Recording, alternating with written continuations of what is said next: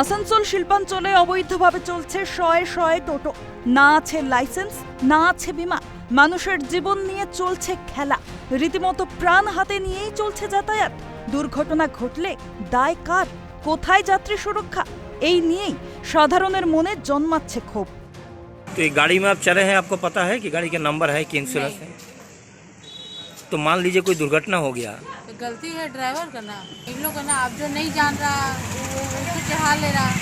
आम आदमी को तो पता नहीं है, वो चढ़ जा रहा है। तो आप लोग को देखना है कि नंबर वाला गाड़ी क्यों चला रहा। বলছি যে এদের কাছে তো কোনো ইন্স্যুরেন্স নেই, কোনো নাম্বারও নেই। এবার ধরুন কোনো ঘটনা ঘটে গেল, কোনো ক্ষতিপূরণ তো যাত্রীরা পাবে না। যাত্রীরা পাবে না, অবশ্যই থাকা উচিত, অবশ্যই থাকা উচিত। অন্যদিকে লাইসেন্স পেতে হয়রানির শিকার টোটো চালকরা। মোটা টাকা চাওয়ার অভিযোগ উঠছে টোটো শোরুমগুলির বিরুদ্ধে। নাম্বার নেই, এই এক সপ্তাহ হয়েছে গাড়িটা নিয়েছি। নাম্বার মানে 20,000 টাকা দিলে নাম্বারটা পাওয়া যায়। আচ্ছা, অফিসে তো তাহলে ইন্স্যুরেন্সও নেই ধরো। তো এই যে যাত্রী নিয়ে যাচ্ছ বা বাচ্চা নিয়ে যাচ্ছ, কোনো যদি অ্যাক্সিডেন্ট হয়ে যায় তুমি তো কিছু পাবে না।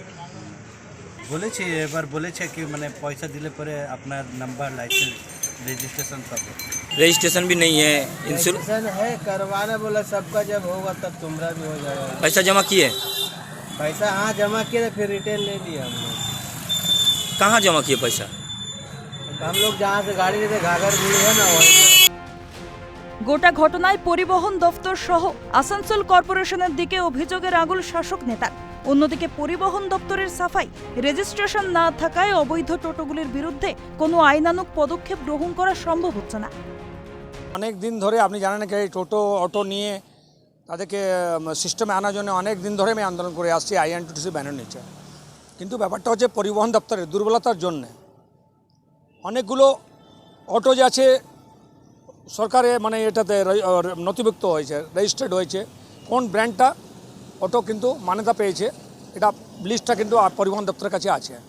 অনেক শোরুম আছে যাদের কাছে ট্রেড লাইসেন্স নেই। কর্পোরেশনের দায়িত্ব আছে, মেয়রের দায়িত্ব আছে। চলছে এগুলো তো আমরা মুশকিল হচ্ছে কি বলুন তো, এগুলো কোনো রেজিস্টার গাড়ি নয়, তো আমাদের পক্ষে কেস করাটা মুশকিল হচ্ছে এদের এগেনস্টে। মানে কোনো মোটর ভেহিকলস অ্যাক্টের আন্ডারে যে সেকশন সেটা রেজিস্টার্ড গাড়ির ক্ষেত্রে হবে, এগুলো তো আনরেজিস্টার্ড এবং এগুলো রেজিস্ট্রেশন করাও যাবে না। হঠাৎ করে তৃণমূলের বিরুদ্ধেই বিক্ষোভ আন্দোলন করছে তৃণমূল। গোটাটাই গটআপ গেম, কটাক্ষ বিজেপির। হঠাৎ করে তৃণমূল দল তাদেরই বিরুদ্ধে আন্দোলন করছে, বিক্ষোভ দেখাচ্ছে বিভিন্ন জায়গায়। এটাকে আমি মনে করি এটা সম্পূর্ণ একটা গটআপ গেম।